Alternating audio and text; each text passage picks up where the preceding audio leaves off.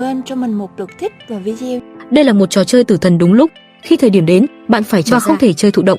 Nếu không thì hậu quả duy nhất sẽ là thế này. Chuyện gì đang xảy ra ở đây?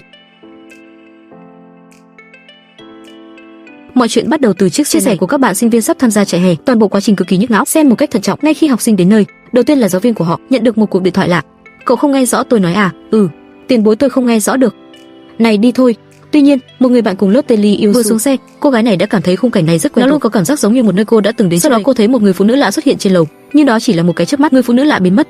Sau đó tất cả học sinh lần lượt bước vào trại tập trung và ở lối vào, một mã QR đặc biệt dành cho trại nghiên cứu cũng đã được chỉ cần quét mã để tải về, tự động kết nối với mạng không dây. Tất cả học sinh đều không nghĩ nhiều về điều đó. Mọi người quét mã để tải nhé. Nhưng người bạn cùng lớp này tên Lee Yêu Su, cô thấy không cần phải tải nó xuống, chuẩn bị đi thẳng đến ký túc xá. Sau đó tất cả học sinh bắt đầu tập trung tại phòng tập thể dục, bắt đầu các hoạt động miễn phí. Tất cả học sinh ở đây đều học cùng lớp. Một số đang tập nhảy, một số đang chơi nhạc, một số người đang nói về tình yêu. Ngay khi mọi người đều tham gia, thầy hiệu trưởng bước vào, anh ấy nói với người giám sát chuẩn bị đón bạn học các lớp khác, yêu cầu lớp trưởng theo dõi các bạn cùng lớp của mình một cách có tai nạn nào. Nhưng ngay sau khi giáo viên rời đi, các sinh viên bất ngờ phát hiện điện thoại di động của mình hoàn toàn không có tín hiệu. Điều này làm họ bối rối. Và vào lúc này đèn đột ngột tắt. Sau đó, một điều kỳ lạ xuất hiện ở giữa địa điểm. Bạn đang làm gì thế? Hóa ra đó chỉ là trò đùa của bạn cùng lớp. Anh ấy kể một câu chuyện kỳ lạ khác cho các bạn cùng lớp. Tôi đã nghe nó ở đây. Tôi nghe nói ngày xưa có một nữ sinh trung học đã tự sát ở đây. Sau đó, có một điều bạn tuyệt đối không thể làm được. Điều đó có nghĩa là bạn không thể quay lại trước gương sau 12 giờ. Và ngay cả khi bạn đang ngủ, vẫn có người nắm lấy mắt cá chân của bạn. Bạn hoàn toàn không thể đi xem nó. Bằng cách này bạn sẽ không bị nhắm một con ma đang đến. Mọi người đều cho rằng đó là trò đùa của các bạn cùng lớp. Họ cũng không quan tâm nhiều đến nó. Mọi người đều trở về ký túc xá để nghỉ ngơi. Nhưng ngay khi Jun SHU trở lại ký túc xá, cô phát hiện ra chiếc điện thoại di động này đã được cài đặt phần mềm trại nghiên cứu này. Hơn nữa, những học sinh đứng đầu xung quanh cô cũng không tải nó xuống cho cô ấy. Sau đó phần mềm sẽ tự động hiện ra một rào chắn, nói với họ rằng trò chơi định mệnh sắp bắt đầu. Công việc mà Yoshio nhận được là công dân. Sau đó phần mềm bắt đầu đưa ra luật chơi. Người chơi sẽ được bí mật chia thành công dân, bác sĩ, cảnh sát, mafia.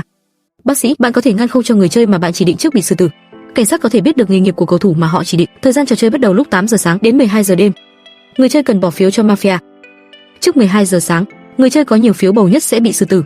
Tất cả người chơi sau đó sẽ đi ngủ, ngoại trừ những người chơi mafia, trong khi những người chơi khác sẽ ngủ đến 6 giờ sáng, thức dậy đúng giờ. Cách trò chơi kết thúc, đó là đội công dân hay đội mafia tiêu diệt toàn bộ quân địch cho đến khi kết thúc. Tuy nhiên, những học sinh vừa đọc nội quy, mọi người đều nghĩ đây là một trò chơi bình thường cho trại nghiên cứu, có thể đó là một trò đùa của bạn cùng lớp. Thế là mọi người bắt đầu bỏ phiếu.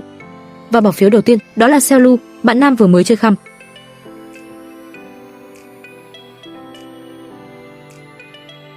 Bạn có thể bỏ phiếu bằng cách nhấn tên của bạn. Cái gì? Nhưng Sueba và Ionsu có một câu hỏi. Chỉ là điện thoại, không có tín hiệu gì cả, nhưng phần mềm có thể giao tiếp với điện thoại di động của mọi người. Thế là hai người lên kế hoạch đi tìm thầy để tìm hiểu tình hình, nhưng thầy vẫn chưa về. Điều thậm chí còn phẫn nộ hơn, ngay cả nhân viên ở đây cũng mất tích. Sau đó đội trưởng xuất hiện, anh ấy nói với họ rằng anh ấy cũng đang tìm một giáo viên, nhưng anh không thể kết nối được với điện thoại. Vì vậy anh đề nghị họ cùng đến văn phòng ở đây để tìm có điện thoại cố định không. Nhưng khi họ đến, anh thấy văn phòng vẫn trống, điện thoại cố định cũng không có tín hiệu. Ngay khi mọi người đang bối rối, đột nhiên có cuộc gọi đến. Xin chào.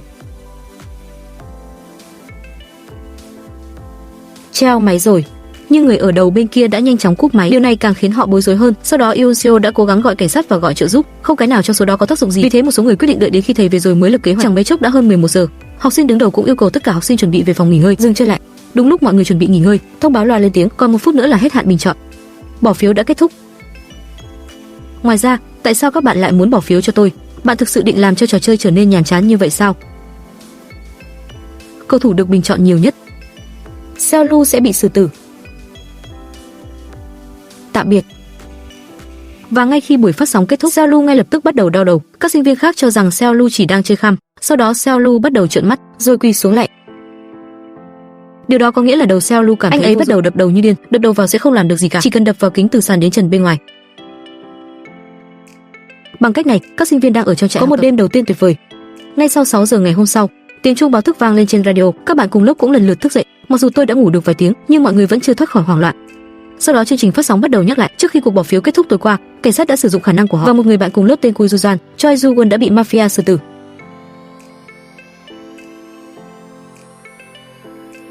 Từ bây giờ tất cả người chơi bắt đầu bỏ phiếu để tìm mafia. Loa thông báo. Ai đang phát sóng điều này? Tại sao loa máy này lại phát sóng liên tục? Rất nhanh, các bạn cùng lớp tìm thấy Kuizuzan trong phòng vệ sinh nam và một nhóm sinh viên khác đã tìm thấy phòng phát sóng ở đây. Họ dự định tìm ra ai đang điều hành trò chơi này. Bên kia, nữ học sinh phát hiện máu vẫn chưa đông lại, cảm giác như ai mới vừa chết. Vậy nên lớp trưởng, vì sự an toàn của các bạn cùng lớp, chỉ cần gửi tin nhắn cho mọi người trên phần mềm, muốn họ tập trung tại cổng nhanh chóng. nhanh rời khỏi nơi nguy hiểm này ngay lập tức. Sau đó tất cả học sinh lần lượt chạy ra dạp hát. Ngay khi họ chuẩn bị rời đi, tiếng phát sóng lại vang lên, trò chơi phải được chơi trong giới hạn quy định. Lúc này, một nam sinh cùng lớp không tin vào tà ác, anh lao ra ngay. Này, đừng đi, Sang Hoan, đừng đi. Cứ thế hai người bắt đầu đau đầu, sau đó hai người bắt đầu va chạm vào nhau. Cuối cùng, họ hoàn toàn cắt đôi nỗi sầu sự việc này. Tất cả các bạn trong lớp đều hiểu điều đó. Việc tuân thủ các quy tắc quan trọng như thế nào. Sau khi sự việc kết thúc, Chu Jun chạy lên sân thượng của trại nghiên cứu, cô xem liệu có tín hiệu nào không. Nhưng ngay cả khi họ lên đến sân thượng không có tín hiệu. Tuy nhiên, cô phát hiện ra một vấn đề. Người bạn cùng lớp vừa rồi đã chết sau khi bước ra khỏi vạch trắng. Điều đó có nghĩa là miễn là bạn không bước ra khỏi ranh giới của mình. Vì thế họ định đi dọc theo con đường xem liệu có thể tìm được lối ra không. Sau này họ phát hiện đường này thực sự kết nối tới tận ngọn núi.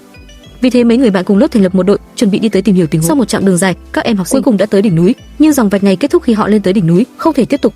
Lúc này, một thanh niên mang theo máy ảnh. Đột nhiên họ thấy hai người đối diện, họ đã định gọi bên để nhờ giúp đỡ. Chúng tôi ở đây, cứu với. Nhưng anh trai đã sớm phát hiện ra tư thế của hai người này dường như không hề chuyển động, thậm chí một vài con hải âu vẫn còn là hình ảnh lơ lửng trực tiếp trong không khí. Và phía bên kia, một người bạn cùng lớp vẫn đang thử thách các giới hạn của chính mình, nhưng vô tình lại mắc sai lầm.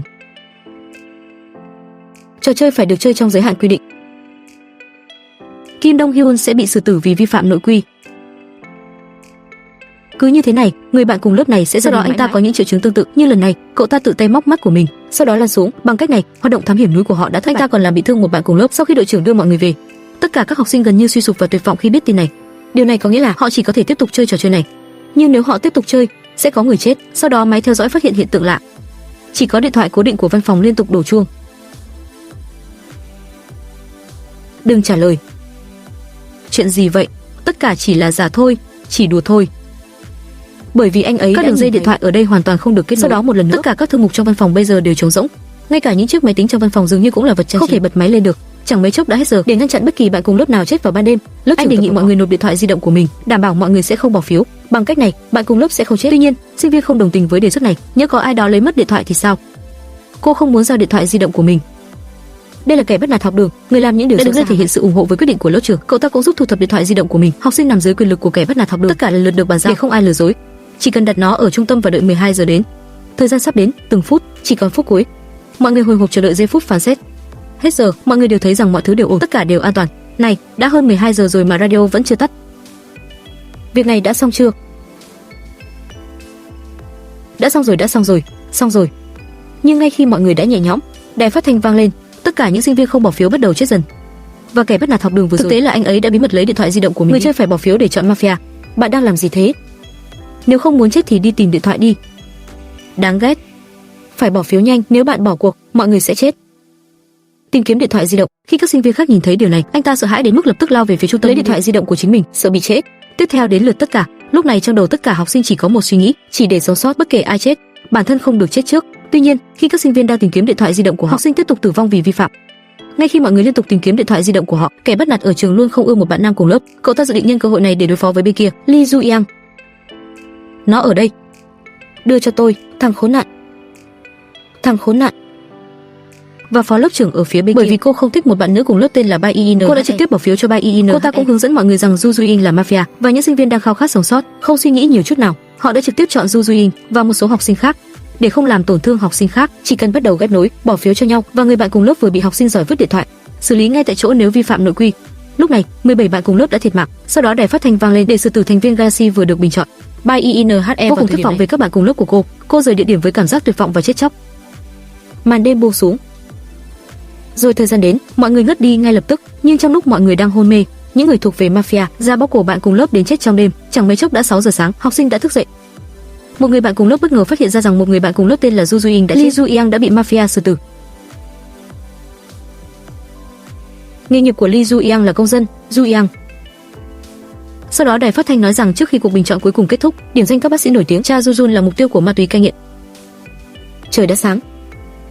Từ giờ trở đi tất cả người chơi đều đang tìm kiếm mafia. Bắt đầu bỏ phiếu.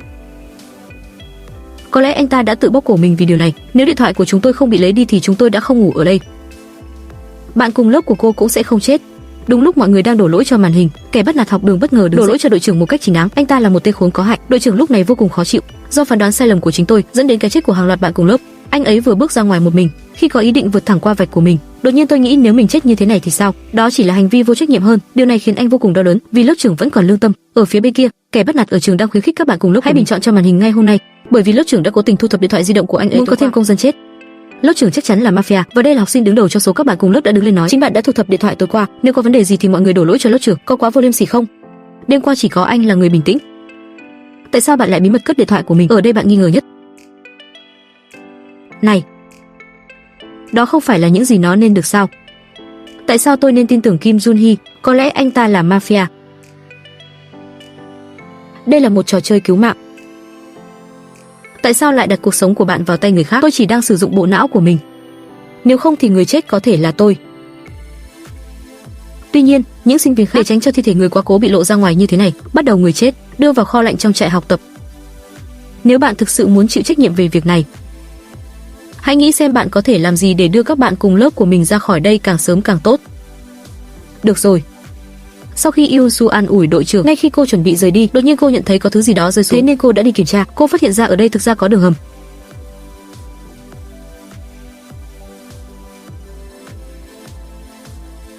Yoo-su, cậu bị sao vậy?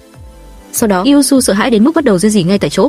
Sau một thời gian nghỉ ngơi, Yoo-su vừa tỉnh dậy. Lúc này, các học sinh họ đang thảo luận làm thế nào để phát hiện ra mafia, đặc biệt là kẻ bắt nạt học đường cực kỳ ghét mafia. Anh cũng nói rằng mafia nên ra đầu hàng càng sớm càng tốt. Nếu là bạn có nói như vậy không? Đương nhiên.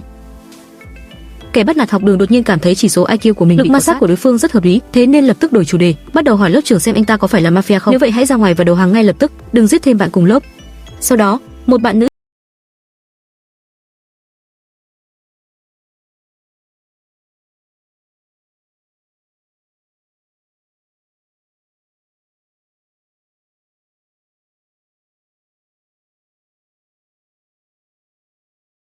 bạn tâng bốc Duy Yên trước mặt cô ấy. Nhưng sau lưng cô ấy luôn nói mình không ngon miệng. Có vẻ như bạn muốn giết cô ấy. Thực sự không phải tôi. Ồn ào quá. Lúc này, một nam thanh niên bất ngờ chỉ tay vào kẻ bắt nạt, hỏi anh ấy tại sao lại giấu điện thoại một mình. Biết rằng nếu bạn không bỏ phiếu, bạn cùng lớp của bạn sẽ chết. Bạn chỉ muốn họ chết nên bạn cố tình giấu chúng tôi phải không? Tôi đã nói. Tại sao chúng ta nên tin tưởng anh chàng đó? Chính cậu cũng không tin, tại sao lại bắt chúng ta phải tin hắn? Ngay khi câu này được nói ra, kẻ bắt nạt học đường chỉ số IQ của mình lại bị bỏ đi một lần nữa. Điều này rất hợp lý. Anh chính là người đã giết Lee Ju-yang. Chuyện gì đã xảy ra khi bạn thổ lộ tình cảm với Lee Ju-yang? Bạn không bị mắng sau khi nó lan truyền trên internet sao? Tôi đang đùa với Ju-in. Đừng phát điên, đồ ngốc. Quỳ xuống cầu xin Ju-in, hãy gỡ bài viết xuống và xin cô ấy tha thứ cho bạn. Ai ở đây không biết về điều này? Điều đó có liên quan gì đến những gì đang xảy ra bây giờ? Chết tiệt, chỉ vì bạn là thành viên của mafia và có mối quan hệ sâu sắc. Kẻ bắt nạt học đường ngay lập tức bầu chọn cậu bé Park Koo-jun. Sau đó anh gọi hai em trai của mình, đồng thời bỏ phiếu. Shin Seung-bin và Kim Jin-ha đều bầu cho Park Koo-jun. Đồ khốn.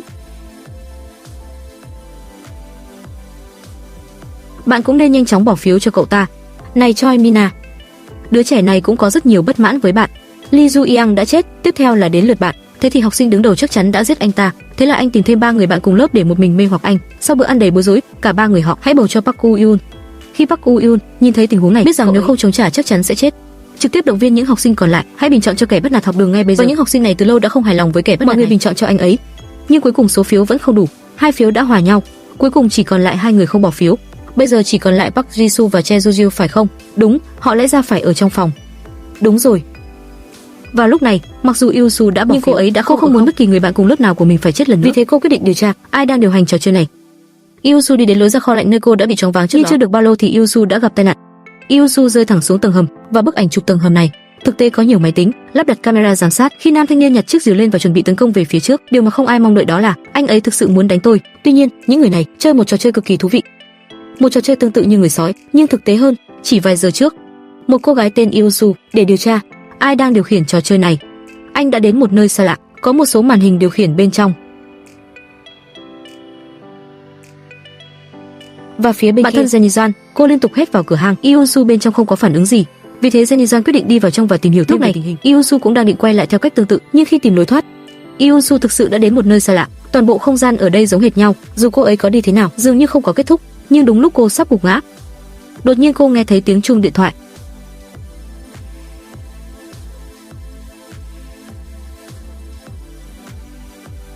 Nhưng khi cô nhấc máy, bên kia đột nhiên cúp máy lần nữa. Nhưng Yusu đang ở trong phòng này, tìm thấy một album ảnh lạ, và album ảnh này chứa đầy những bức ảnh nhóm từ trường của họ và một người phụ nữ trong bức ảnh nhóm có vẻ quen quen.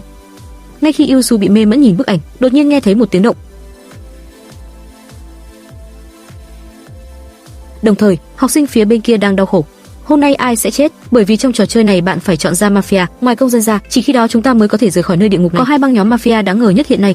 Một người là kẻ bắt nạt trong lớp, người còn lại là một chàng trai tên Park Woo-jun. Bây giờ kẻ bắt nạt học đường đã được bỏ 6 phiếu, Park Woo-jun nhận được 7 phiếu bầu. Park Woo-jun để không chết, tuyệt vọng yêu cầu hai học sinh cuối cùng không bỏ phiếu. Hy vọng họ có thể tự giúp mình. Đội trưởng và lớp phó cũng không ngừng nói thay anh. Lớp phó có vẻ quan tâm đến Park Woo-jun hơn. Sẽ rất nhanh. Được rồi, bỏ phiếu ngay. Không, đừng ép buộc chúng tôi. Cái gì? Park Jisoo, tôi thực sự không ép buộc bạn. Chỉ là tình hình hiện tại của tôi không mấy lạc quan, đặt mình vào vị trí của người khác. Tôi nghĩ mafia là bạn hoặc Gao Kinh-jun, nhưng bạn ép chúng tôi như thế này, nó sẽ gây ra rất nhiều căng thẳng. Chúng ta có thể suy nghĩ rõ ràng được không? Kẻ bắt nạt học đường bên kia không thể ngồi yên. Anh tìm thấy một cô gái Choi Mina, muốn cô lừa Park Woo-jun. Choi Mina cùng lớp đã lừa dối Park Woo-jun và nói rằng cô ấy là bạn cùng lớp. Cô muốn nói chuyện riêng với anh ấy để có được sự ủng hộ Choi Mina. Tất nhiên là Park Woo-jun phải. Nhưng vừa đến nơi, anh đã bị kẻ bắt nạt ở trường đánh bất tỉnh. Bạn cứ trì hoãn thời gian của chúng tôi sẽ cho bạn thấy chúng tôi tìm thấy mafia như thế nào. Sau đó, kẻ bắt nạt học đường đã trói Park Woo-jun. Kẻ bắt nạt ở trường bắt đầu đánh đập Park Woo-jun. Park Woo-jun phải thừa nhận rằng anh ta là mafia. Ở phía bên kia, Yusu cũng quay trở lại vị trí ban đầu từ lối vào hang động vừa rồi. Sau khi trở về, Yusu kể lại cho các bạn cùng lớp nghe, nhưng điều làm họ ngạc nhiên nhất là Yusu bước vào một nơi khác, nhưng vừa rồi người bạn thân nhất của Yusu, khi cô đi vào tìm Yusu, chỉ thấy rằng nó đã hoàn toàn bị phong ấn bên trong, không có cách nào để đi bất cứ nơi nào khác, tất cả các bên đều bị chặn. Đúng rồi. Tôi cũng tìm thấy cái này. Giống như chị gái ở trường chúng ta. Nhưng tôi không biết. Nhưng tại sao khuôn mặt của họ lại trông như thế này? Nhìn vào những người này. Người này hình như là hồn ma tôi đã thấy. Cái gì? Yusu. Đúng lúc này, đội trưởng đột nhiên đã đến và hỏi xem họ có thấy Park Woo-jun không. Lúc này, Park Woo-jun đang bị kẻ bắt nạt học đường tra tấn điên cuồng. Sau sự vuốt ve yêu thương không ngừng của kẻ bắt nạt, Park Woo-jun cũng ngoan ngoãn vâng lời. Vì vậy, Park Woo-jun đã thừa nhận trên đài phát thanh rằng anh ta là mọi người đều có thể biết từ giọng điệu của lời nói của anh ấy. Điều này dường như bị ép buộc. Tôi là Park Woo-jun. Tôi thực sự đang lừa dối. Nơi phát tin, Yusu bỏ chạy đến công cụ phòng. Yusu chọn cái rìu đưa cho lớp trưởng. Các bạn lùi lại.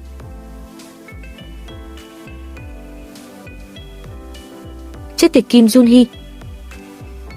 Bạn điên rồi, điên rồi. Chết tiệt, tôi không muốn xem ai mới là kẻ mất trí thực sự. Tên này là một kẻ mất trí. Chính hắn đã giết Lee Ju-yang. Tuy nhiên, khi mọi người đang cãi nhau, hai học sinh còn lại nghe thấy radio. Chỉ cần bầu trực tiếp cho Park Woo-jun thôi. Mình nên giết tên khốn Gao Kinh-jun này trước. Lúc này, Park Woo-jun biết rằng mình chắc chắn sẽ chết, nghĩ rằng mình sẽ chết. Cậu cũng muốn hỗ trợ Gao Kinh-jun này. Anh ta chụp lấy chiếc rìu và tấn công Gao Kinh-jun bằng những cú chặt ngẫu nhiên. Tên điên này, ngăn cậu ta lại nhanh lên. Dù sao nếu không có tao, mày sẽ bị người khác giết chết. Khốn nạn, đồ khốn, xuống địa ngục đi. Và đúng lúc này chiếc radio vang lên, bầu cử đã kết thúc. Sau đó Park Woo-jun nhặt chiếc rìu lên và bem anh ta. Sau đó đài phát thanh vang lên, nghề nghiệp của Park Woo-jun là mafia. Nhìn xem, tôi nói có đúng không? Hóa ra Park Woo-jun mới là mafia thực sự, nhưng mọi người vẫn chưa hồi phục sau cú sốc vừa rồi. Chỉ cần lên kế hoạch trốn thoát nơi này vì màn đêm sẽ sớm buông xuống. Mọi người sẽ ngất xỉu. Nhưng mafia còn sống sót có thể hoạt động trong bóng tối. Để không bị mafia giết, mọi người bắt đầu trốn như điên. Lúc này bọn họ chú ý một chút. Yusu, học sinh đứng đầu và lớp trưởng, họ cùng nhau bước vào một căn phòng.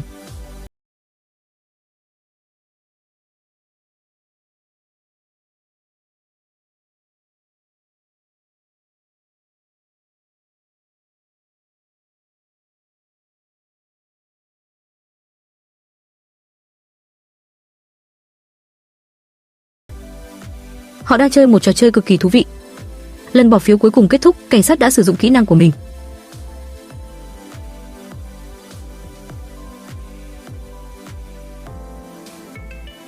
Tối hôm qua Park Jisoo đã bị mafia xử. Người bạn cùng lớp qua đời sáng nay tên là Park Jisoo. Mọi người đang cố gắng tìm kiếm mafia, vì vậy họ tập hợp lại để thảo luận tìm kiếm kẻ mafia tiếp theo. Bởi vì cựu kẻ bắt nạt Gao Kinh-jun đã khôn ngoan tìm ra mafia, vậy Gao Kinh-jun là kẻ cầm đầu. Kẻ bắt nạt Gao Kinh-jun đầu tiên đặt 6 người đã bình chọn cho anh ấy ngày hôm qua. Theo tôi, trong số những người bầu tôi ngày hôm qua có soái. Chúng tôi thực sự không phải là soái. Các người cùng với Park Woo-jun muốn giết tôi. Có bằng chứng nào thuyết phục hơn điều này không? Nhưng có người nghĩ Park Ji-soo chỉ ở cùng bạn trai tối qua, Che Joo-jun đang ở căn phòng một mình, thế là mọi người lại bắt đầu nghi ngờ Che Joo-jun. Tuy nhiên, người bắt đầu chủ đề này lại là Che Joo-jun. Tầng 2 chỉ có hai người là Park Ji-soo và New Mejun. Nhưng tại sao chương trình lại được chọn một người? Che Joo-jun có phải là mafia không? Anh ta thực sự đã giết bạn gái của mình. Sau đó kẻ bắt nạt học đường đưa ra ý kiến, anh ta cảm thấy lớp trưởng là kẻ chủ mưu, nói một lời giúp đỡ, có rất nhiều người ủng hộ lớp trưởng. Đứng lên và nói thay anh ấy, bạn có bằng chứng nào chứng minh gã đó không phải mafia không? Không có sao. Bằng chứng à, tôi có nó. Để chứng minh lớp trưởng không phải là mafia, cô nghĩ đến phòng giám sát mà cô đã đến trước đây, thế là cô đưa mọi người vào phòng theo dõi để kiểm tra, nhưng ngay khi mọi người tới phòng giám sát, họ phát hiện video được theo dõi bên trong đã bị xóa. Đã xóa do giám sát, mọi người ngay lập tức nghi ngờ Yoon-soo. Vì hình như chỉ có Yoon-soo biết về phòng giám sát ở đây thôi, thế là Yoon-soo được bình chọn 4 phiếu ngay lập tức. Gao Ki-jun đã bỏ phiếu cho Yoon-soo. Chờ một chút. Kim Jin-hye và Shin Seung-bin mỗi người bầu cho Yoon-soo. Che Joo-jun đã bỏ phiếu cho Yoon-soo.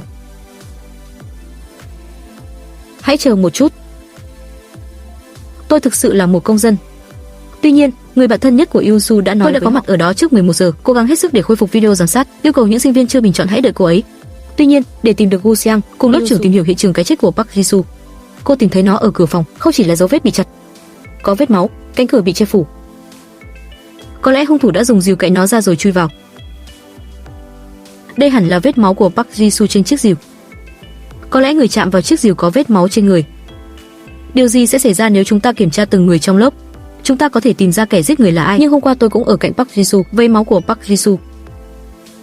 Có lẽ điều này cũng xảy ra với người khác. Vì vậy không có cách nào để chắc chắn về điều này. Ngoài ra, ngay cả khi nó văng vào không chắc đó có phải là máu của Park Ji-soo hay không. Tuy nhiên, học sinh đứng đầu phía bên kia đã thông báo tôi đã tự mình khôi phục lại video giám sát, nhưng ngay khi video được phát hành, máy chủ bị lỗi. Và ngay sau khi vật chủ xuất hiện, màn hình bất ngờ hiện lên hình ảnh một bể bơi, mà hình ảnh đột nhiên xuất hiện cô gái.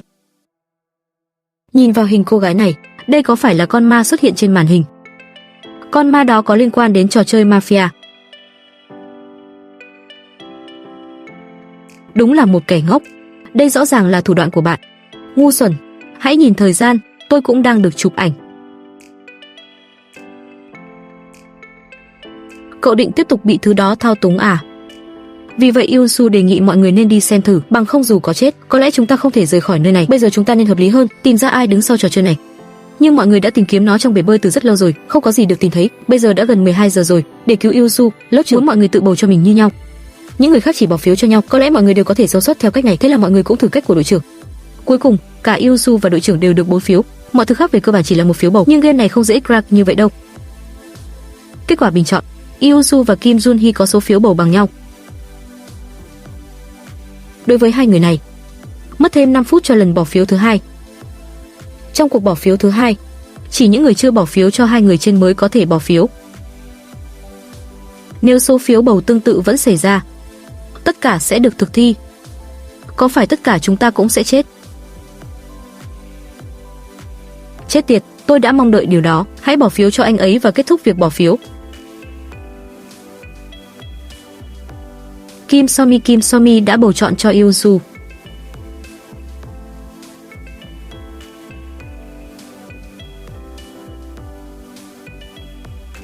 Cô ấy nói việc dụ chúng tôi đến đây vì bị ám ảnh là điều đáng nghi ngờ. Tôi đã hứa sẽ bỏ phiếu cho Yoon-soo, hãy nhanh chóng bỏ phiếu. Và vào lúc này, đội trưởng đứng lên thừa nhận mình là mafia.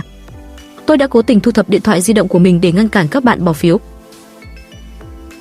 Tôi cũng đã xóa video giám sát. Tôi đã làm những điều này để tồn tại. Không phải thế. Nhưng về việc giết người, tôi không thể làm điều đó. Sau đó những người còn lại bỏ phiếu cho lớp trưởng. Sau khi bấm vé xong, mọi người bắt đầu bỏ chạy. Sau đó lớp trưởng bắt đầu mắt mở sương, rồi mắt anh hướng về bể nước và rơi xuống nước. Đó là cách lớp trưởng ra đi. Nhưng đến đêm, khi mọi người đã đi ngủ, mafia thực sự xuất hiện. Và tên mafia này thực chất là lớp phó. Cô ta là người đã mở cửa bằng rìu tối qua. Vậy thì Park Ji-soo rời xa, và tối nay mục tiêu của hắn hình như là Park Ji-soo. Khi màn đêm buông xuống, mọi người đều rơi vào trạng thái hôn mê. Một người chợt mở mắt. Sau đó có thêm 3 học sinh nữa mở mắt. Và 4 người này, trên thực tế, họ là thành viên mafia của trò chơi này. Vì đây là lần đầu tiên họ chơi trò chơi này, không biết quy định thế nào. Không có công dân nào thiệt mạng trước 6 giờ. Vì vậy hệ thống ra lệnh rằng một trong 4 người trong số họ phải chết. Sau đó trong số 4 người họ, một thanh niên tên Kyu Anju bắt đầu tự sát một cách điên cuồng. Nếu bạn không giết người, có lẽ chúng ta thực sự sẽ chết. Tuy nhiên, sau vài ngày chơi trò chơi này, người duy nhất còn lại trong mafia là phó lớp trưởng của lớp này. Tuy nhiên, đúng lúc lớp phó đang định dậy, khi cô nhìn thấy cô gái tên Jun SHU, hệ thống đột nhiên đưa ra nhắc nhở: hãy tuân theo các quy tắc của mafia. Cần có một cuộc họp mafia. Một cuộc bỏ phiếu nhất trí quyết định ai sẽ bị xử tử.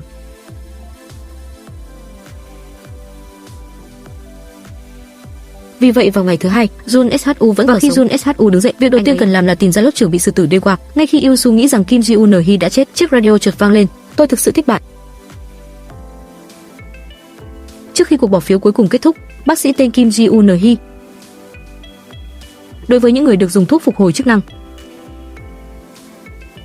khả năng phục hồi chức năng của bác sĩ, sự hồi sinh của Kim Jun Hee.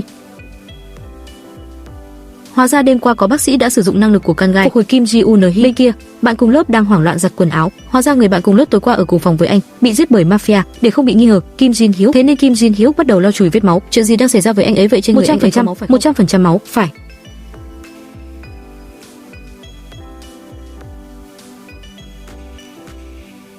Bạn đã giết anh ta? Không phải. Tôi không giết anh ta. Anh ấy đã như thế này khi tôi gặp anh ấy sáng nay.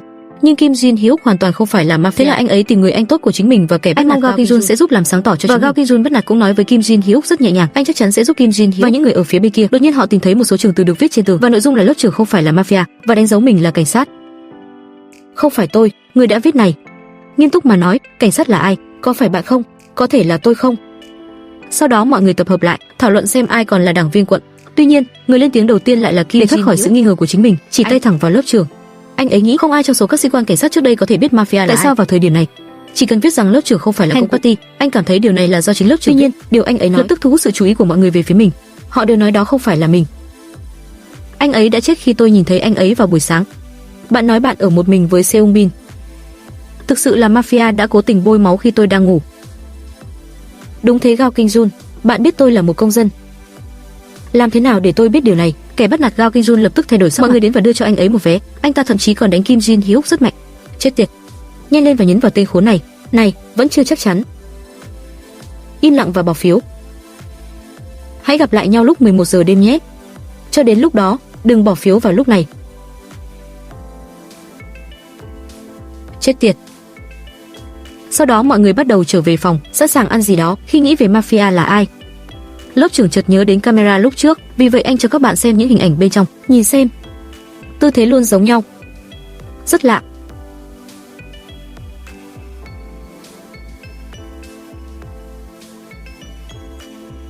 Tuy nhiên, khi Yoon Sun nhìn thấy điều đầu tiên cô nghĩ đến những bức ảnh Yoon Sun đã từng thấy trước đây, những khuôn mặt bị mờ.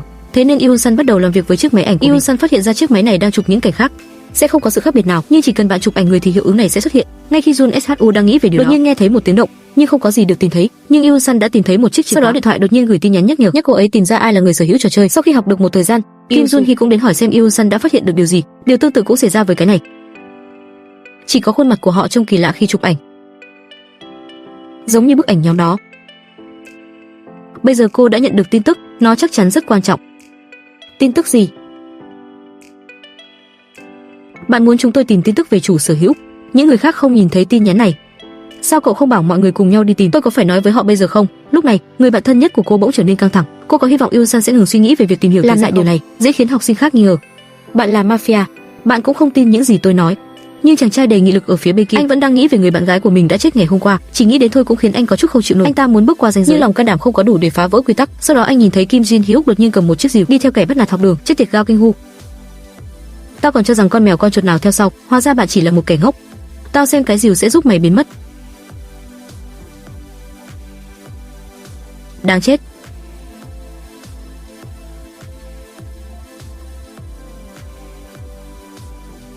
Mày là dự định thiêu hủy chứng cứ à? Chẳng phải là mày đã hại chết Lee Ju-yang sao? Những người đã được định sẵn phải chết.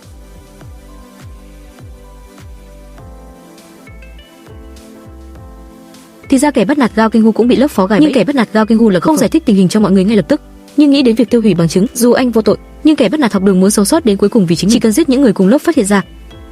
Lo lắng làm gì? Giết hắn đi. Họ đang chơi một trò chơi cực kỳ thú vị, nhưng các bạn cùng lớp trước mặt họ có vẻ như cái chết vô cùng kỳ quái. Hẳn là mafia giết cậu ta. Tôi cũng không biết. Coi như là mafia làm như vậy cũng quá đáng. Trời còn chưa tối mà bắt đầu ra tay sát hại rồi. Người ra tay giết bạn học chính là Gao Kinh Hu và Kim Jin. Trên thực tế, chính là hai người bọn họ, bởi vì Che Juju đã nghe thấy nội dung tranh luận của họ để tránh những rắc rối sau này, trực tiếp giết anh ta. Và Che Juju thực chất là một bác sĩ, để không để lộ vấn đề. Điều đó có nghĩa là hai tên này ra tay rất tốt, đã thành công trong việc giúp đỡ mafia, giải quyết một người rất quan trọng. Sau đó Yoon Sun bắt đầu chú ý cẩn thận đến những đường nét xung quanh. Cuối cùng cô cũng tìm thấy một đế giày để lại hiện trường và một viên gạch đẫm máu. Các học sinh ở phía bên kia nhìn thấy điều gì đó kỳ lạ. Trên bức tường để lại vài nét. Chen Duo Fan và lớp trưởng là mafia, hơn nữa còn nói rõ mình chính là cảnh sát. Có phải là mafia không? Không phải đâu. Các bạn cùng lớp, tôi thực sự không phải là mafia. Tôi là một công dân. Tại sao? Ai đã viết cái này vậy? Tôi thực sự không phải mà. Tôi cũng không phải là mafia. Tại thời điểm này, Gao Kinh Hu bất ngờ bước tới và xé tờ giấy. Xin chào cảnh sát. Đừng lộn xộn nữa và nhảy ra ngoài nhanh chóng.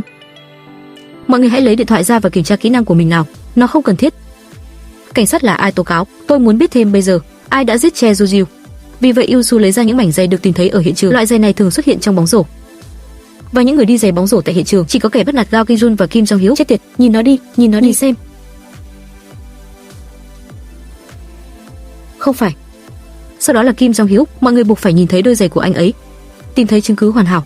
Lúc này Kim Jong Hyuk vô cùng sợ hãi, kẻ bắt nạt Gao Kinh Jun lập tức lộ diện. Chính tay khốn Gao Kinh Jun đã giết anh ta chứ không phải tôi. Tên điên này, mày đang nói cái gì vậy? Đó là giày và gạch, nhưng đó là bạn phải không? Làm sao bạn biết? Tôi chưa nói tới gạch, sao bạn biết? Đã bị lộ, Gao Kinh Jun trực tiếp vào chế độ hung hãn, nổi điên và bắt đầu quất Kim Jong Hyuk một cách thô bạo. Và vào lúc này, để ngăn chặn kẻ bắt nạt Gao Kinh Jun, tiến tới và ép kẻ bắt nạt Gao Kinh Jun và đánh Kim Ji Un Hee. Dừng lại đi, đồ khốn. Thôi nào, đồ khốn. Hãy để tao ra. Anh chàng này 100% là mafia, chỉ cần bỏ phiếu cho anh ta là xong. Dừng lại đi, chết tiệt. Bạn cũng đã giết Che Juju. Việc bỏ phiếu sẽ diễn ra vào lúc 11 giờ. Sau đó Kim Ji Un Hee nói hãy bỏ phiếu sau 11 giờ. Trước đó, hai người không thể rời khỏi phòng dù chỉ nửa bước. Có chuyện gì đã xảy ra với bạn vậy? Lấy chìa khóa ra, làm sao? Lỡ cậu bỏ chạy thì sao? Làm sao chúng ta biết liệu có ai khác sẽ chết hay không? Tiếp theo mọi người sẽ cùng nhau sử dụng căng tin. Giao nó nhanh chóng, tôi không có, đã làm mất rồi. Sau đó lấy điện thoại ra và đảm bảo. Trong trường hợp này, kẻ bắt nạt Gao Kinh Jun không còn lựa chọn nào khác. Tuy nhiên, vấn đề này hiện đã kết thúc. Ba bạn cùng lớp bất ngờ vào nhà vệ sinh, bắt đầu thảo luận về điều gì đó. Vấn đề, bạn nghĩ nơi nào là an toàn nhất ở đây? Quầy hàng trong khách sạn. Đúng. Ngay cả một chiếc rìu cũng không thể phá được cánh cửa cuốn đang mở. Vậy thì sao? Không phải vậy là thế nào? Chìa khóa của Gao Kinh Jun. Hãy nắm lấy nó.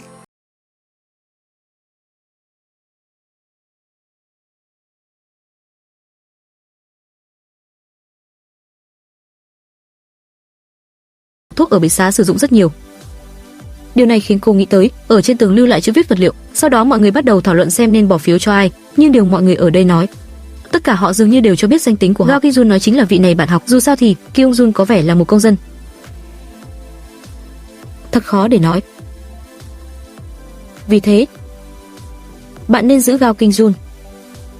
Nhưng Gao Kinh-jun cũng khá kỳ lạ. Vì anh là công dân, tại sao lại giết bác sĩ? Đúng thế. Không phải anh ta nói anh ta vẫn còn một cái rìu sao? À, bạn có phải là kẻ ngốc không? Anh ấy có chìa khóa, tại sao lại phá cửa? Bộ não của bạn thực sự bị chặn bởi cánh cửa. Anh ta cố tình phá cửa vì sợ bị nghi ngờ. Chết tiệt, rõ ràng là bạn không hiểu gì cả. Rồi còn có Jun SH. Ý tưởng của cô ấy là trước đây, miễn là họ là những thành viên còn lại của mafia, cấp trên sẽ giải thích. Nhưng sau khi Che Juju chết, chương trình phát sóng không nói rằng anh ta đã bị mafia xử tử. Vì vậy Jun SHU cho rằng bọn họ hai người cũng không phải mafia. Tại sao bạn phải suy nghĩ phức tạp như vậy? Chính hai người họ đã hợp sức để giết Che Juju. Hơn nữa, bảo họ cả hai đừng bỏ phiếu. Không được. Nếu chúng ta giết họ theo cách này, sự khác biệt giữa chúng ta và họ là gì? Đúng thế. Đừng nói những điều vô nghĩa như vậy nữa. Cảnh sát nên sử dụng kỹ năng của họ. Chỉ cần cứu những công dân trong số họ. Đúng thế. Đây là cách rõ ràng nhất.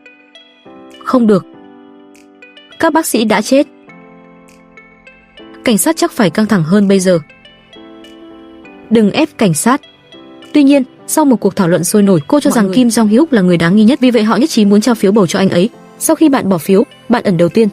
Mọi người đều đang ẩn náu. Tôi sẽ đưa họ điện thoại của tôi. Hãy để tôi đi cùng. Chỉ cần đưa cho mỗi người một cái. Cuối cùng, Lớp trưởng đưa điện thoại cho Kim Jong Hyuk. Kim Ji-un Hee chịu trách nhiệm giao điện thoại di động cho kẻ bắt nạt là phía lớp trưởng. Kim Jong Hyuk nhận điện thoại di động bằng một tay. Anh thấy rất nhiều người đã bỏ phiếu cho anh ấy trước bức tranh đa trường tự chia cắt. Nhưng Chen Duofan không có ý định trực tiếp trả lại điện thoại cho anh, nhưng để anh ta sử dụng chiếc chìa khóa anh ta trao đổi điện thoại di động với anh ấy. Bạn hẳn phải biết hậu quả của việc không được bầu cử phải không? Cái chìa khóa ở đâu? Trong tủ đồ của tôi. Đưa điện thoại của bạn cho tôi ngay bây giờ. Ở đó. Nhưng đợi Gao Ki-jun đến văn phòng lấy điện thoại, Chen Duofan lập tức đóng cửa lại. Lần này, kẻ bắt nạt Gao Ki-jun đã nổi cơn thịnh nộ. Căn phòng này dường như đã được chuẩn bị kỹ lưỡng cho anh. Cánh cửa sẽ không mở chút nào. Và vào lúc này, 12 giờ đã đến. Kim Jong Hyuk mắt chuyển đục màu, sau đó tử vong tại chỗ. Nghề nghiệp của Kim Jong Hyuk là công dân. Chuyện gì đang xảy ra vậy? Kim Jong Hyuk là một công dân. Anh ta có phải là công dân không? Chết tiệt, hết rồi. Tuy nhiên, lớp phó đã lấy được chìa khóa vào căng tin với bạn nữ cùng lớp, nghĩ rằng cô có thể trốn an toàn, bởi vì kẻ bắt nạt Gao Ki-jun này liên tục kiểm tra nó bị khóa bởi một cánh cửa. Ngay cả với một chiếc rìu anh cũng không thể mở nó ra, là vì anh không biết bên cạnh mình còn có mafia. Đổ máu để loại bỏ bong bóng dư thừa, lại vào phòng bắt nạt Gao Ki-jun. Hóa ra Chen Duofan cũng là thành viên của mafia. Anh và lớp phó đã bàn bạc trước. Bạn cảm thấy thế nào khi bị một kẻ hèn nhát bắt nạt? Bạn có cảm thấy siêu kinh tởm không? Xã hội đen. Mục tiêu đã được nhất trí đặt ra. Mọi người đang trên đường đến đây.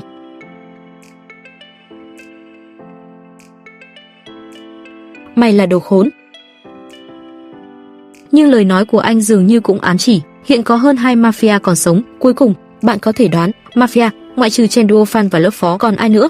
Tôi nghe nói rằng khi người ta chết, thính giác biến mất vào cuối. Màn đêm buông xuống, lớp phó cuối cùng cũng xuống xe. Có 2 người trong mafia, một người là người tâm thần. Đây là lớp phó. Hôm nay 2 người họ nhất trí tuyển Gao Ki-jun ra đi mãi mãi. Vào ngày thứ 2, sau khi mọi người thức dậy, phát thanh lập tức nói cho mọi người Gao Ki-jun chính là công dân. Để thoát khỏi sự nghi ngờ, bắt đầu trộn âm thanh hình ảnh thông minh. Tôi đã nghĩ về điều đó, có điều gì đó không ổn. Ki-jun và Kim Jong Hyuk. Anh ta đã chết ngay sau khi được Jun SHU nhận dạng vào ngày hôm qua. Ý bạn là Jun SHU là mafia, có thể không? Nhưng cô ta luôn vội vàng di chuyển xác các bạn cùng lớp. Tôi chỉ cảm thấy hơi lạ. Mà một bên khác lớp phó cũng bắt đầu nghe nhìn lẫn lộn. Ngay từ đầu tôi đã nói Jun SHU trông giống một tên mafia. Không, cô ấy nói máy giám sát thỉnh thoảng báo có ma. Tôi luôn có cảm giác như cô ấy đang cố tình cản trở việc chúng ta chơi game. Cha Mina. Cái gì? Tôi hỏi bạn nếu. Không biết nữa. Chúng ta nói chuyện đi. Nói cho lớp phó. Nhưng trước tiên, chúng ta là người đã đánh cắp chìa khóa. Nếu anh ấy nói với các bạn cùng nếu nó khiến chúng ta cũng trở thành mục tiêu nghi ngờ, sau đó phải làm gì? Có gì đó không ổn với mắt anh ấy. Có một cảm giác nham hiểm. Nhìn giống Park Eun quá. Tại thời điểm này, 2 người bạn cùng lớp đột nhiên bước vào, tìm thấy trong tay của lớp phó thực ra có chiếc chìa khóa mà Tiểu Lê đang giữ. Các bạn không thế. Tôi muốn ăn ngấu nghiến đồ ăn ở đây cho riêng mình. Không thể chấp nhận được. Tại nơi phòng bị dỡ bỏ đêm qua, phát hiện điện thoại di động Gao Ki-jun. Nếu phải thật chắc chắn khi về với giải thưởng hạng điện thoại di động này, ngoài nhiều thời kỳ cống nạp và lò cống, lớp trưởng lập tức gạt bỏ sự nghi ngờ của mình trên Duofan. Yoon-san còn có một cõi bạn bè bùng nổ hơn nữa. Cô ấy ở trong tủ ở văn phòng phát hiện một hộp kỳ quái. Vì vậy cô ấy đã cố gắng mở nó. Chìa khóa có trước khi đến đã được dùng để mở nó. Và bức ảnh này là bức ảnh China của lớp họ. Sau đó mọi chuyện đã xảy ra. Nhìn vào màn hình phía trên, Sejin là bậc thầy của trò chơi này. Nhưng là bởi vì nguyên nhân nào đó đã tự sát. Hóa ra Sejin là bậc thầy của trò chơi. Làm thế nào một người chết có thể là chủ nhân của trò chơi? Tôi đoán đó cũng là do trò chơi. Dù sao Yoon-su đã tìm được chủ sở hữu trò chơi, vừa khôi phục lại trí nhớ của mình. Ngay cả như vậy, làm sao có thể lấy lại được những ký ức đã mất? Gao Ki-jun là người như thế nào? Sao có thể không phải tự sát? Lời này có thể thấy phản ứng của mọi người. Nhưng anh ta có bị giết không? Bị giết.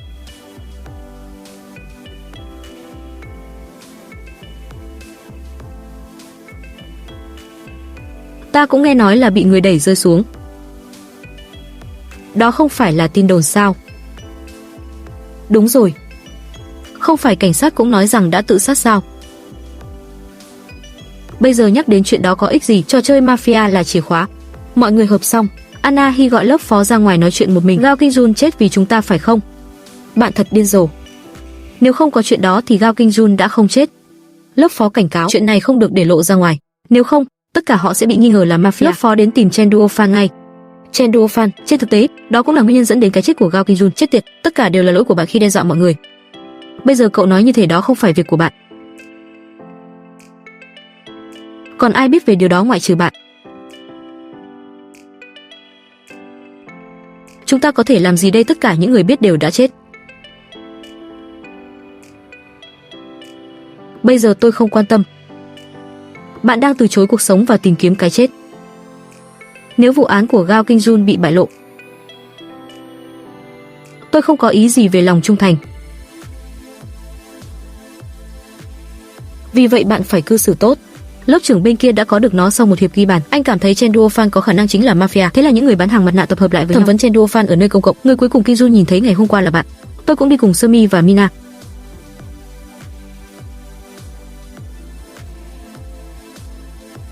Đúng thế. Cậu không thấy tối qua Gao Kingjun đã đi đâu à?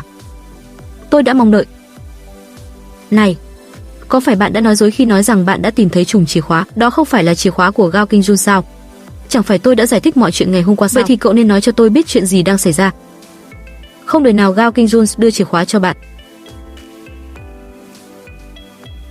Thực ra, những tin đồn về video không đứng đắn của Gao Kingjun là gì? Tôi biết ai đã truyền tin này. Cái gì? Sau đó lớp phó trực tiếp bình chọn ảnh chung. Choi Mina đã bình chọn cho Anahi.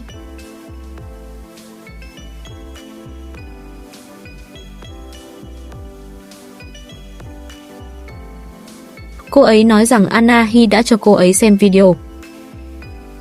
Video rõ ràng là do bạn làm giả. Cũng không nhìn một chút là ai bởi vì Park Woo-jun chán ghét Gao Kingjun. Rõ ràng là cô tung tin đồn. Tại sao lại gài bẫy tôi? Đừng nói nhảm nữa. Và Anahi, không ngờ lớp phó thực sự muốn chơi với mình. Vì vậy chỉ cần phóng to di chuyển. Bạn nói tôi là mafia phải không? Bạn có thể xác nhận nghề nghiệp của bạn bây giờ không? Bạn dự định xác nhận như thế nào? Tôi sẽ chỉ cho bạn xem, được chứ? Tôi là một nhân viên cảnh sát. Đừng nói dối. Cứ như thế, cuộc đời của lớp phó đã được tiếp theo. Anahi không biết có thể hay không sống đến ngày hôm sau. Đã xem tập 10 lúc màn đêm buông xuống. Bạn nghĩ ai là người tàn nhẫn cuối cùng? Ở đầu tập 10, lớp phó muốn ngoài có bằng chứng ngoại phạm. Mina, người đã ở bên cô cả ngày, cũng bị coi là nghi phạm. Anahi, xin lỗi, tôi cũng bị mỹ nữ làng vàng lừa gạt. Tôi biết bạn không phải là Lao, không cần xin lỗi. Và Chen Duofan, một con sói giống cô đó ấy. Cũng là lúc cô rơi vào rắc rối. Lớp phó dù sao cũng thấy anh ta đã chết, vì vậy cô cũng lên kế hoạch cho nổ tung những con sói còn lại. Nhưng khi cô định nói điều đó, đài đột nhiên nhắc nhở không được tiết lộ danh tính của con sói. Sau đó lớp phó trực tiếp nôn ra máu, thậm chí không thể nói. Sau đó mọi người đều phớt lờ cô, bắt đầu chuẩn bị ẩn náu ngay lập tức. Và nữ cảnh sát Nahi đã bị lộ, một mình tìm thấy lớp trưởng. Cô hy vọng anh ấy có thể làm được điều gì đó cho bản thân. Rồi màn đêm nhanh chóng buông xuống. Mọi người đã ngủ quên, người sói Chen Duofan cũng bắt đầu hành động. Bây giờ chỉ có bạn và tôi. Hãy giải quyết với cảnh sát trước. Rồi ngày hôm sau đã đến, đài phát thanh vang lên, sĩ quan cảnh sát Anahi bị mafia giết chết. Lớp trưởng vô cùng bàng hoàng khi biết chuyện, bởi vì anh ấy không bao giờ gặp lại các bạn cùng lớp của mình nữa. Điều này khiến anh nhớ đến lúc Park Ji-jin nhảy xuống sông. Cậu đã tận mắt chứng kiến nhưng không thể làm gì được. Và Anahi, đêm qua cô cũng đã tìm được chỗ cho cô trốn. Anahi đêm qua phát hiện ra danh tính của cô đã bị lộ. Thật xui xẻo, chỉ cần yêu cầu lớp trưởng giúp mình ẩn trước. Lớp trưởng rắc chất lỏng huỳnh quang xuống đất, ai bước vào chắc chắn sẽ nhận được. Thế là đội trưởng gọi mọi người lại. Hãy bắt đầu thử nghiệm nhé mọi người. Lúc này, Chen Duofan đứng dậy, tỏ vẻ nghi ngờ. Đội trưởng học ngay cách làm thủ công. Để tôi cho bạn xem video nấu ăn tối qua. Video này là cảnh màn hình và Anahi ở cùng nhau. Mọi người nhất định phải xem video này và có một chiếc nón ngọt ngào. Tuy nhiên, màn hình đã kiểm tra một lần, phát hiện ra rằng ngay cả Chen Duofan cũng không có. Cuối cùng đã tìm thấy nó trên giày của Mina. Giờ đây Mina trực tiếp trở thành nghi phạm chính. Đó là cô ấy. Tôi nghĩ bạn không thể lừa dối, phải không? Hãy bắt đầu đầu tư ngay bây giờ. Tất cả các bạn có điên không? Tôi đã nói đó không phải là tôi là một công dân.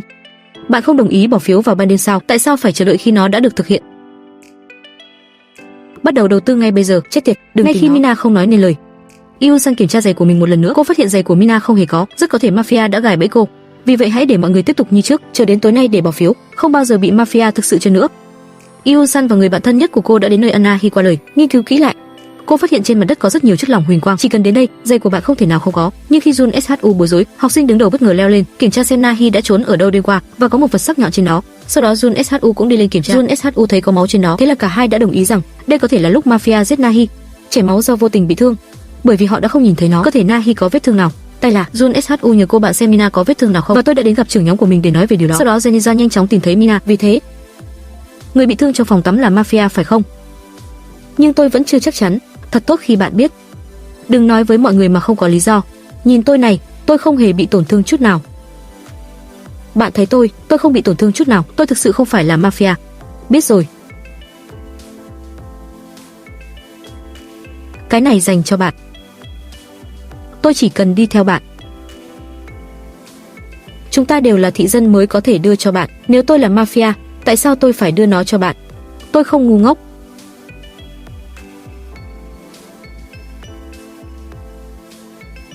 Hãy tin tôi lần này nhé Zenizan. Tôi thực sự không phải là mafia. Sau khi biết chuyện, Zenizan nói với Jun Mina không có vết thương. Hiện tại Mina tạm thời thoát khỏi nghi ngờ. Và Iosu đột nhiên nghĩ ra một cách. Cô ấy nghĩ bây giờ mafia đã sử dụng nhiều phương pháp khác nhau để lừa dối và làm mọi người bối rối. Vì vậy cô cũng quyết định lừa dối mafia một lần. Phương thức là để lớp trưởng gửi thông tin cho mọi người. Nói với mọi người tìm những chiếc máy ảnh bạn đặt trước khi chết. Vì nó mở suốt đêm, đang sạc ngay, chỉ cần phá nó, bạn sẽ biết mafia là ai và yêu cầu mọi người tập trung sau 30 phút. Iosan tin rằng chỉ cần đó là mafia thực sự, sẽ cố gắng hết sức để phá hủy chiếc máy ảnh. Bất cứ ai đến đây đều là mafia. Chenduo Fan ngay lập tức trở nên lo lắng khi nhìn thấy tin nhắn, vì vậy anh ấy đã tìm Iosan và hỏi cô ấy máy ảnh ở đâu. Cái máy quay phim ở đâu? Ồ, sạc trong nhà hàng. Tôi sẽ đi ra ngoài và quay lại. Ồ, tiếp tục đi. Chết tiệt. Và vào lúc này, một anh chàng mũm mĩm tên Nantingyu được tìm thấy băng bó vết thương tại phòng khám. Giờ đây, Nantingyu mũm mĩm trực tiếp trở thành nghi phạm lớn nhất và Chenduopian nơi khác cũng hoảng hốt kiểm tra camera. Anh ta ngay lập tức bị đội trưởng bắt lại. Chào mừng Chenduo. Cả Chenduofeng và Nantingyu đều bị nghi ngờ là mafia. Bạn nghe tôi nói này, thực sự đấy, có chuyện gì với bạn vậy? Bạn đang nghe gì vậy? Bạn là mafia. Nantingyu bị thương. Đó thực sự không phải là tôi. Khi Chenduofan nhìn thấy Nantingyu, anh ta đã biểu cảm này ngay lập tức. Bây giờ chỉ có bạn và tôi. Giải quyết với cảnh sát trước. Màn đêm buông xuống. Cuộc sống về đêm. Làm thế nào về việc giết tất cả chúng? Tuy nhiên, ở đầu tập 11, cả lớp trưởng và Ionsan đều tin rằng Chendofan chắc chắn là một. Nhưng vào thời điểm quan trọng, học sinh đứng đầu Zenizan bất ngờ bầu chọn. Ngay cả bản thân của Nantingyu cũng bầu chọn cho anh ấy. Bạn nên nói cho tôi sự thật. Bạn không dám nói vì bạn thực sự là một tên mafia phải không? Kể cả khi người khác không hiểu tôi. Làm sao bạn có thể nghi ngờ tôi? Hãy cho tôi một phiếu bầu. Này, nó không phải như thế. Làm thế nào bạn có thể bỏ phiếu cho tôi?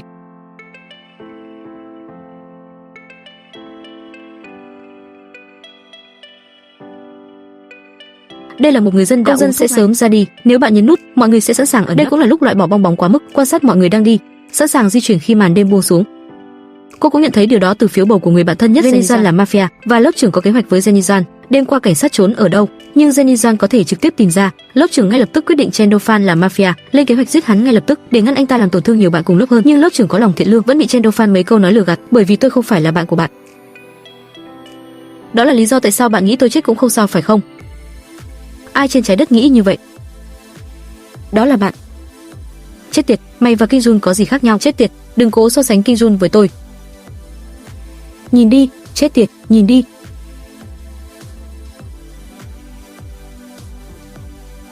Tôi đã nhiều lần nghĩ đến việc tự tử vì Kim Jun và đồng bọn. Khi tôi bị họ bắt nạt, bạn chưa bao giờ quan tâm đến tôi. Chết tiệt, cậu đã làm gì vậy? Giả vờ là người tốt trước mặt bạn cùng lớp, điều gì đã được giải quyết?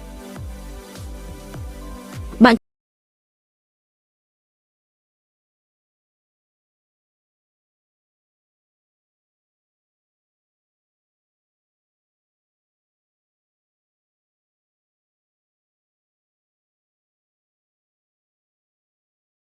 hiện tiến lên và bóp cổ cô ấy cho đến chết, bởi vì cô ấy là người dẫn đầu trong việc ép phiếu cho mình vừa rồi. Nhưng đúng lúc cô sắp chết,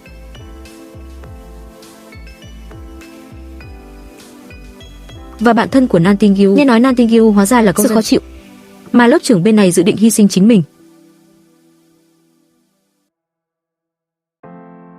Nói với Chen Duofan đừng làm tổn thương các học sinh khác nữa. Mặt khác bên này, Yoon Sun muốn xác nhận với Jenny Joan, có phải tất cả bạn cùng lớp đều bị bạn giết? Không thể nào. Nói không nhanh chóng. Thế thì tôi tin bạn, chỉ cần nói không. Làm ơn nói không đi, làm ơn nói không đi. Tại sao là bạn? Tại sao? Bây giờ bạn có thể nhìn thấy nó. Đáng lẽ phải chạy trốn.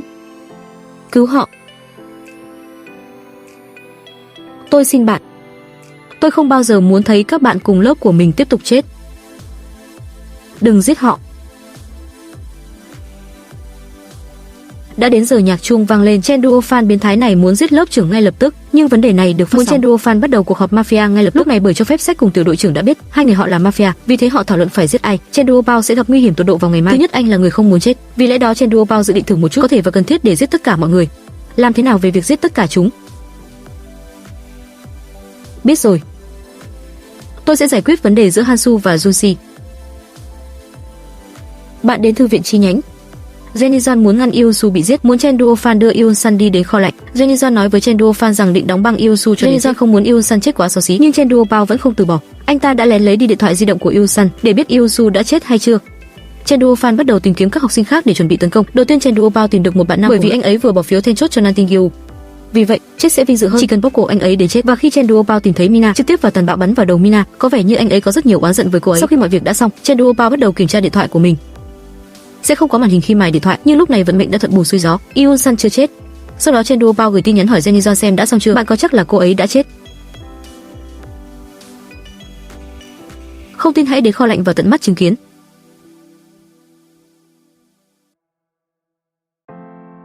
Nếu cô ấy đã chết, tại sao điện thoại của cô ấy vẫn còn bật? Tại sao cô không giết Yoon-sun? Chết tiệt, tại sao cô không giết cô ấy? Thế thì cũng đi chết đi. Muốn nhớ đến Chen Duofan và tìm hiểu về Yoon-su. Jenny Joan bị giết ngay lập tức, nhưng lớp trưởng và Yoon-su dường như đều không có thời gian rảnh rỗi. Yoon-sun thậm chí còn cố gắng che giấu bản thân. Kết thúc màn đêm buông xuống, hóa ra thứ họ đang nói chỉ là một trò chơi ảo, và họ đã chơi trò chơi này hàng chục lần. Vào đầu đêm chung kết, Chen Duofan đang lên kế hoạch giết Yoon-sun, nhưng đài phát thanh vang lên các thành viên của mafia không được phép. Vì vậy, Duofan không thể ra tay với Jenny Joan. Lúc này, Jenny Joan cũng phản công Chen Duofan. Cuối cùng, Jenny Joan đưa anh ta vào kho, lên kế hoạch đóng băng anh ta để chết. Nhưng Jenny Joan đã đưa Yoon-sun ở một nơi an toàn. Chẳng mấy chốc ngày đó đã đến, lớp trưởng cũng tỉnh dậy sau cơn hôn mê. Sau đó Yoon-sun cũng tỉnh dậy. Yoon-sun lập tức tìm Jenny Joan. Yoon-sun hỏi tại sao cô ấy tha mạng cho mình, nhưng Jenny Joan không trả lời. Chỉ là nói Yoon-sun nếu tìm Chen Duofan ngay lập tức, nếu không anh ta sẽ giết bạn. Khi Kim Ji-eun-hee nhìn thấy Yoon-sun, anh ta đã đuổi, vì Kim Ji-eun-hee đã biết Jenny Joan chính là mafia. Bây giờ anh ấy không tin Jenny Joan chút nào. Tiếp theo Kim Ji-eun-hee dẫn theo Yoon-sun yêu cầu cô khóa cửa lại. Anh muốn đi cứu Chen Duofan ra. Yoon-sun đang nghĩ về tại sao bản thân lại muốn để mình sống. Cô bất ngờ nhìn thấy món quà do bản thân tặng. Món quà này bao gồm một ổ USB. Thế là Yoon-sun đưa ổ USB vào máy tính. Nội dung bên trong khiến cô vô cùng sốc. Điều này đột nhiên nhắc nhở cô. Tae-pu Sujin trở thành học sinh đứng đầu hiện nay.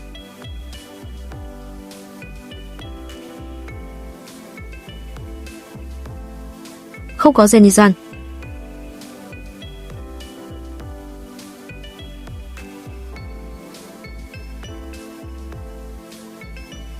Tại sao bạn muốn giữ cho tôi sống? Bây giờ tôi không thể nói chi tiết hơn. Nhưng ngay trước mặt cô là con đường bàng hoàng. Ở phía bên kia, Jenny Joan gặp vô cùng tức giận với anh ấy. Tại thời điểm này, tin nhắn được gửi từ điện thoại di động. Chen Duofan nói với họ rằng nếu muốn Yoon-sun sống, họ sẽ muốn họ lên mái nhà nhanh chóng. Thế là hai người nhanh chóng đến. Lúc này, Chen Duofan dùng dao giữ Yoon-sun làm con tin và hỏi muốn Jenny Joan nhảy khỏi mái nhà bây giờ. Mafia không thể tự sát, không thể tự kết liễu đời mình. Tại sao không? Vậy Choi Ju-gon thì sao? Anh ta bị xử tử vì vi phạm các quy tắc. Bạn không nhớ lời cảnh báo trong kho lạnh ngày hôm qua sao? Cậu còn muốn chết sao? Tôi đã bảo bạn đừng đến đây mà. Hãy nhảy xuống cho tôi. Thằng khốn nạn. Ngoài việc dành quá nhiều thời gian để mô tả vết thương, Kim Ji-eun thấy vậy lập tức xông lên giết chết anh ta. Chen Duofan qua đời. Nhưng lúc này Yoon-su đã chết. Nếu cứ tiếp tục như thế này chắc chắn Jenny Joan muốn cứu Yoon-sun lựa chọn tự sát.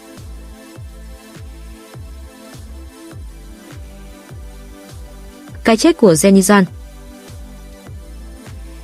Nghề nghiệp của Zenizan là mafia. Trò chơi mafia kết thúc với chiến thắng của công dân.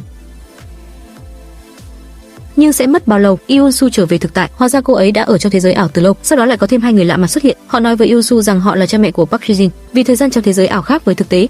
Một trò chơi họ đã chơi hàng chục lần, chính là muốn để cho tất cả học sinh này trải nghiệm cái chết con gái. Muốn họ thể nghiệm nỗi đau này mỗi lần. Cài đặt trò chơi gốc, họ bịa ra dựa trên chính con gái của họ. Chương trình tràn ngập sản phẩm tốt, nhưng Iusu không biết tại sao, nhưng họ lại dạy chương trình này cho các bạn cùng lớp của Iusu. Và nguyên nhân cái chết của con gái họ Park Se-jin, bởi vì tên biến thái Chendol-fan thầm yêu Park Se-jin, nhưng với đầu óc đen tối và không thể hiểu được điều đó trong thực tế. Hình đại diện của Park Se-jin được đăng lên là một người phụ nữ xinh đẹp để bạn tận hưởng. Nhưng sau khi hành vi của anh ta bị phát hiện, anh đăng video lên kênh cho mọi người cùng thưởng thức. Tuy nhiên, ngay khi video này được các bạn cùng lớp đã bàn tán rất nhiều về chuyện đó. Nghệ sĩ ở đây, nghệ sĩ ở đây.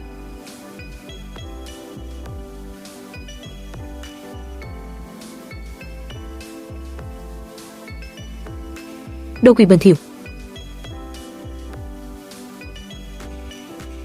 khiến Park Se-jin phải xấu hổ, cuối cùng đã chọn. Và bố của Park Se-jin, anh cảm thấy hình phạt dành cho họ là đủ. Anh chỉ mong vợ có thể để họ đi, nhưng vợ anh nhất quyết không nói. Cứ như thế, Yoo-sun lại quay trở lại với trò chơi. Chỉ là lần này, Zenizan, người bạn thân nhất của cô, nhưng ký ức của cô vẫn còn đó. Lúc này, có thể nói Yoo-sun đã có bàn tay vàng. Cô ấy sẽ cứu các bạn cùng lớp của mình bằng cách nào?